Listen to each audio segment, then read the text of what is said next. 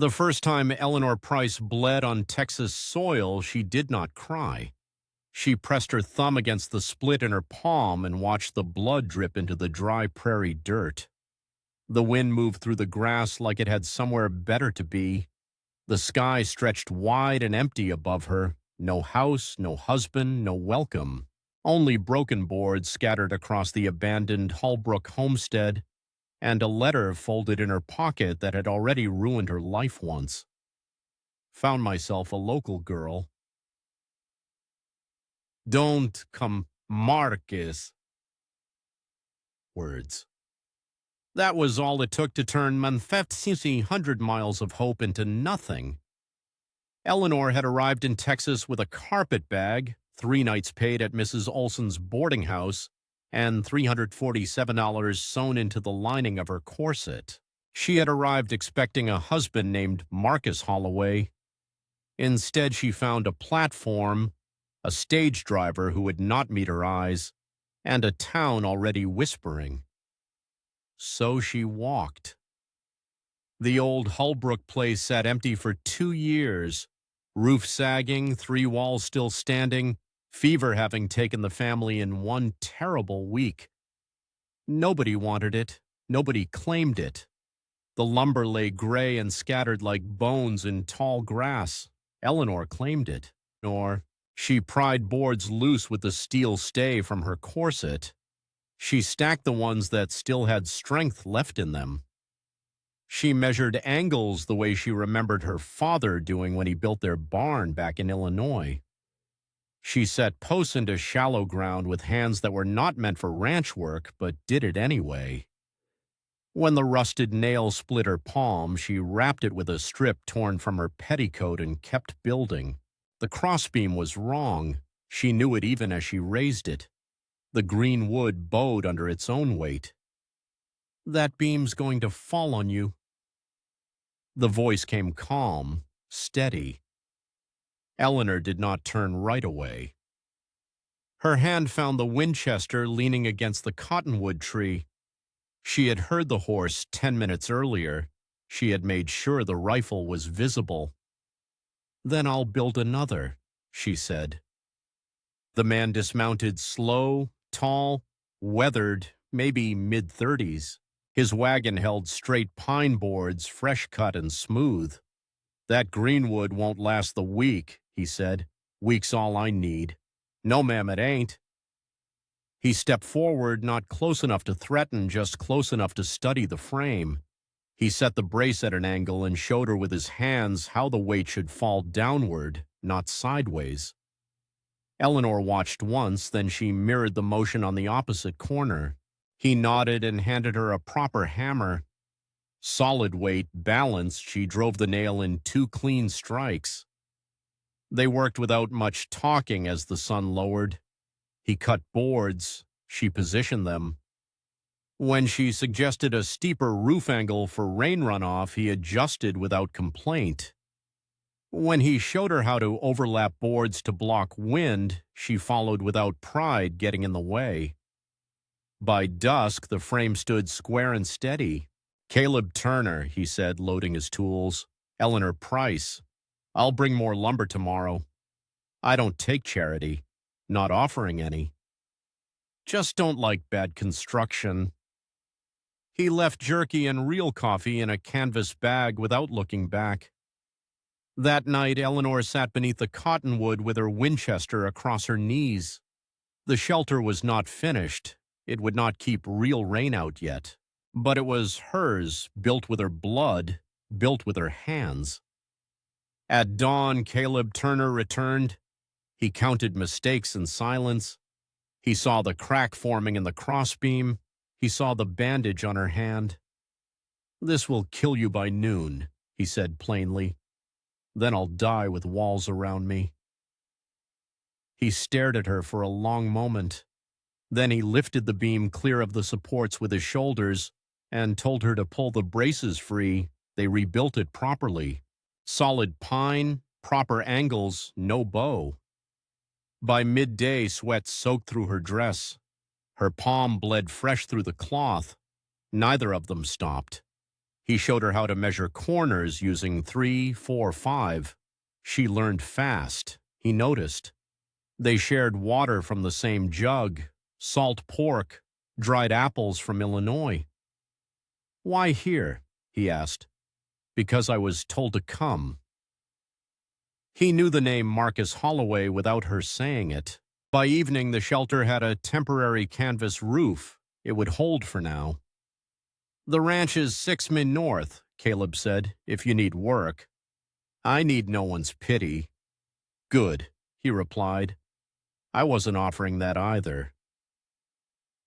The next morning, he returned with biscuits and a job, $20 a month, cooking for 8 men, keeping the ranch books and quarters with a lock on the inside. Eleanor studied his messy ledger. Within minutes, she saw the truth. "You're losing money," she said. "Someone's stealing." Caleb's jaw tightened. She listed dates, amounts, percentages. She spoke numbers like weapons. "You're certain? Numbers don't lie."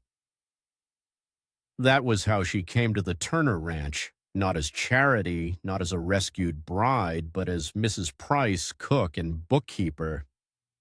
The first night she fed 8 men beef stew and biscuits that tasted like dignity.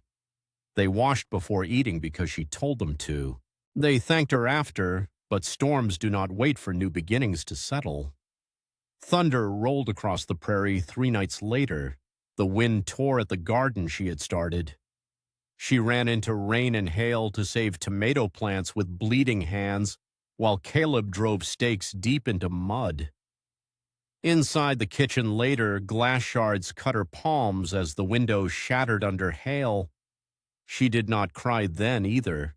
James, one of the ranch hands, disappeared into the storm and returned hours later at the gate with stolen money in his pocket and shame on his face. Caleb would have run him off. Eleanor did not. "Work it back," she said. "Men who measure their wrongs still have conscience." James stayed. Then came Jack Randall, drunk, angry, armed, claiming what he said was his. Eleanor stepped into the rain with bandaged hands and faced him without shaking. She quoted numbers he could not deny. She offered him a choice: leave and keep his freedom, or stay and face prison.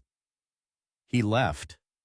When the rain stopped and the night cleared, Caleb placed partnership papers in her hands, 40% of the ranch.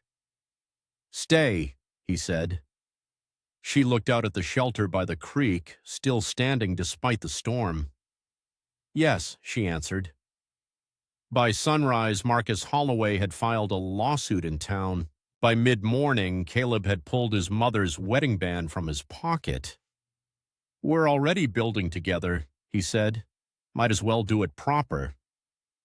Eleanor slid the ring on beside Sarah Moss's kitchen ring. The abandoned bride, who arrived with 7 cruel words in her pocket, stood on Texas soil with a partner at her side and 8 men ready to witness a wedding before church bells rang. Broken boards, bleeding hands, a storm that tried to tear everything apart, and a woman who chose not to quit when quitting would have been easier. Some shelters are built from lumber, others are built from staying. This one was built from both. The wedding did not wait for church bells. It happened in the Turner kitchen with rainwater still dripping from the roof and broken glass swept into a bucket by the stove. Miguel Santos stood straight as a fence post. Tommy tried not to grin too wide. James held his hat in both hands like it was something sacred.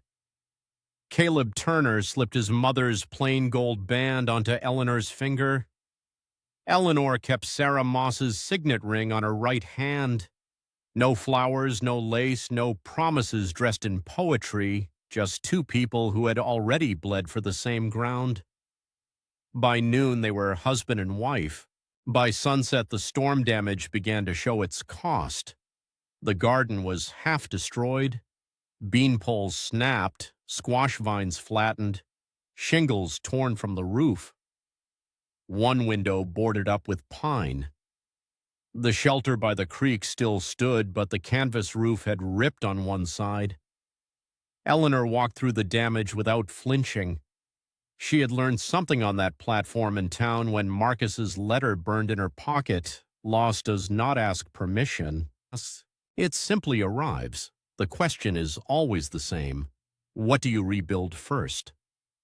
She chose the books. While the men climbed ladders and hammered shingles back into place, Eleanor spread the ranch ledgers across the kitchen table. Rain had nearly soaked one corner. Ink bled in thin blue lines. She dried the pages by the stove and began cross-checking figures against the store copy she had brought back from town. James stood near the doorway. "You don't trust me," he said quietly. "I trust you to work," she replied without looking up. "Trust grows after." He nodded once and went back outside.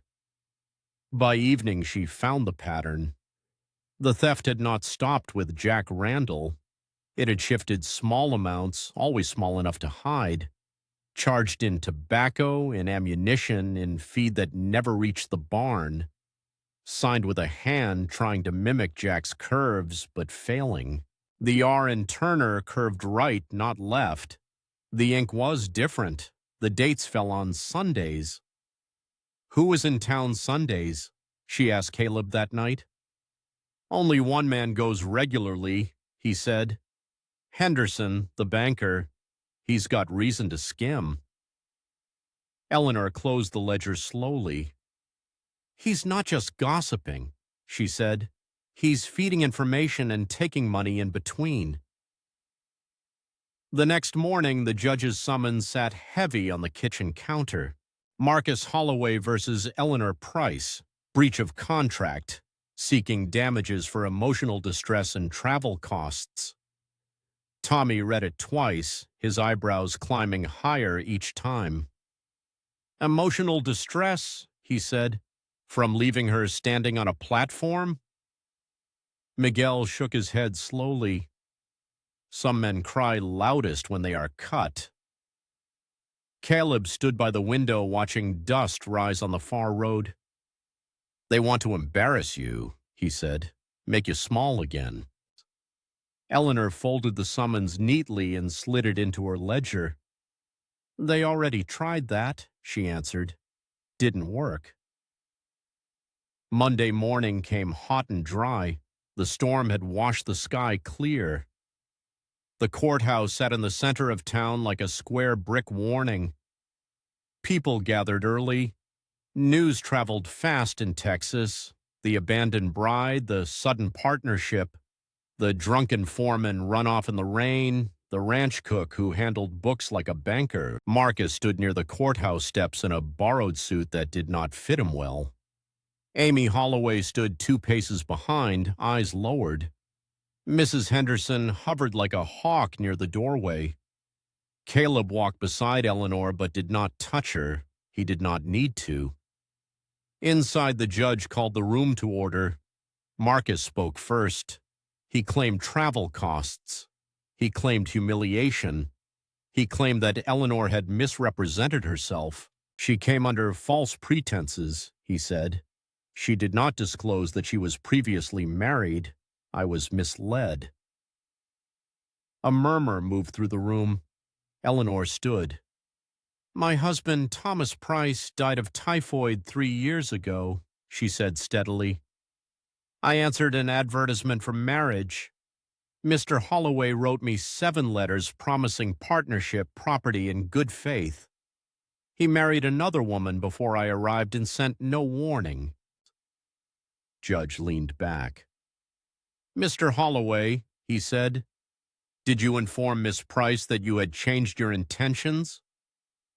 Marcus swallowed. "I wrote her." "On what date?" Marcus hesitated. The judge turned to Eleanor. "Do you have the correspondence?" She opened her ledger and pulled out each letter, neatly folded, kept as evidence rather than memory. She placed them in the judge's hands. Dates, promises, specifics, no cancellation. Only the final cruel note sent after the wedding. The courtroom shifted. And the travel expenses? The judge asked. I paid my own ticket, Eleanor said. I have the receipt. She slid it forward. Marcus's face went red. The judge dismissed the claim within minutes. Case closed, he said. Cost to be paid by Mr. Holloway. Outside, the town gathered closer. Mrs. Henderson stepped forward first. Well, she said, voice thin, that was fortunate. Truth often is, Eleanor replied, but the morning was not finished. Caleb stepped forward in the same courtyard. I have a matter for the court as well, he said. He handed over store ledgers, bank copies, signed charges, missing deposits, Sunday transactions. The judge studied them long. Mr. Henderson will be questioned, he said. Finally, the banker's face drained of color. By afternoon, word spread. The ranch was no longer a place of whispered scandal. It was a place of exposed truth. That evening, as the sun lowered red across the prairie, Eleanor stood in the garden with Caleb. Half the plants were gone, half still stood. James worked quietly, repairing bean poles without being told. Miguel counted cattle near the fence. Tommy practiced hammer swings on scrapwood. We'll lose some, Caleb said. We'll save more, Eleanor answered. He studied her face in the fading light. You don't scare easily. I was scared on that platform, she said. I just decided fear wasn't useful. A rider appeared on the horizon, not drunk, not weaving, purposeful. Caleb's jaw tightened. Jack Randall had not ridden toward San Antonio. He had ridden east, and now he was coming back. Eleanor felt the wind shift. Storms never come alone in Texas. Sometimes they return stronger. She turned toward the house, toward the shotgun behind the door. Looks like, she said calmly, we're not finished building yet. Jack Randall did not ride in shouting this time. He rode in slow, sober. That alone made him more dangerous. Dust followed his horse in a thin cloud as he crossed the Turner gate without waiting for permission. The men in the yard went still. Miguel's hand drifted near his belt. Tommy stopped mid-swing with the hammer. James froze by the bean poles. Eleanor stepped out of the kitchen before Caleb could tell her to stay inside. This time she did not carry the shotgun. She carried the ledger. Jack dismounted and removed his hat. His face looked thinner. The anger had not left him, but it had settled into something colder. You lied to me, he said to Eleanor. I negotiated with facts, she replied. You made me look like a fool. You did that yourself. The wind moved between them. No thunder, no storm clouds, just heat and open sky. Jack's jaw worked. Henderson's in trouble, he said. Judge is asking questions. Folks think I fed him numbers. I didn't. You fed him gossip? Eleanor said evenly. He fed you whiskey? Jack glanced toward Caleb. You're giving her full run of the place now? She earned it, Caleb answered. Jack looked at the ranch house, the repaired roof, the rebuilt fence, the men working without shouting, the garden half restored already, tomato plants standing stronger than before. You think this place holds because of her books? He asked. No, Caleb said. It holds because she stays. Silence stretched. Then Jack reached into his saddlebag. Every man on the ranch stiffened. He pulled out papers, not a pistol. Bill of sale, he said, tossing them toward Caleb. Those cattle from Fort Worth, I was going to sell more, thought I deserved it. Caleb picked up the papers but did not unfold them. Why bring them back?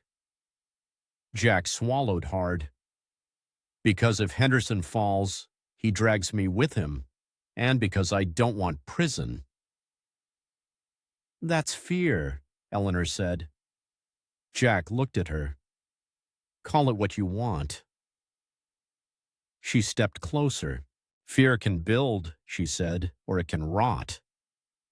He stared at her like he wanted to argue, but he did not. I'm leaving, Jack said finally. For good this time. Caleb studied him long. You won't find work around here, he said. I ain't planning to, Jack replied. He mounted again, not drunk, not wild, just tired. Before riding off, he looked at Eleanor one last time. You don't belong out here, he said. Eleanor met his eyes steadily. I built out here, she answered. That's belonging enough. Jack rode away without another word. The dust settled slowly this time. The men returned to work. Life did not pause to celebrate small victories. Inside the kitchen that evening, Eleanor sat at the table with the partnership papers spread before her. The judge had signed them officially that afternoon, 40% in her name, 10% in Miguel's, 50% in Caleb's. James stood near the doorway. I wrote to my daughter, he said quietly. Told her I'm staying, told her I'm earning back what I owe. Eleanor nodded. That's building, she said. He nodded back and left. Caleb closed the door behind him and leaned against it. You ever think about how close you came to sleeping under that canvas through winter? He asked. She smiled faintly. I would have managed. He crossed the room. You shouldn't have had to. Eleanor stood and walked to the window. The shelter by the creek still stood in the fading light. Not needed anymore, but not forgotten either. I'm glad I did, she said softly, because it taught me something. What's that? That nobody rides over unless you're already swinging the hammer. Caleb laughed once under his breath. He moved closer, resting his hands on the table beside her. You changed this place, he said. No, she corrected gently. We changed it. Outside, Miguel's voice carried across the yard, calling men to supper. Tommy chased a stray chicken near the smokehouse. James hammered the last brace into place on the fence. The ranch did not look grand. It looked worked. It looked lived in. It looked like something built to last. That Sunday evening, they stood together at the edge of the garden. Half the plants were new stakes. Half were survivors from the storm. The tomato plant she had saved with bleeding hands leaned slightly, but fruit hung from its branches. Caleb touched one gently. Stubborn thing, he said. Eleanor nodded. It had help. He slipped his arm around her waist, not to steady her, but because it felt right. Town's already talking, he said. Let them. You sure you're ready for that? I was ready the day I stepped off that stage and didn't turn back. The sky burned orange and gold. Texas sunsets did not apologize for their size. Miguel called from the porch, Supper's ready, partners.